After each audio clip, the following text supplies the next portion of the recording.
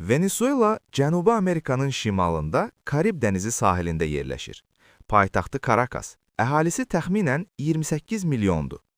Burada dünyanın ən hündür şəlaləsi Angel Falls var.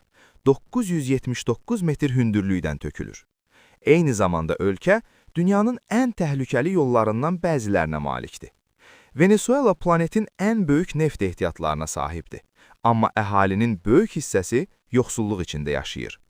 Maracaibo gölündə isə Catatumbo ildırımları ilin ərzində demək olar ki, səngimir. Bu ölkə mega biomüxtəlifliyə, ərazisinin 54%-dən çoxu qorunan təbiət zonalarına və dünya gözəllik yarışmalarında rekord qazanmış qadınlara sahibdir. Rəqs, xüsusilə joropo, Venezuela mədəniyyətinin ayrılmaz hissəsidir. Venezuela bayrağı və mədəniyyəti Gran Colombiya mirası ilə bağlıdır.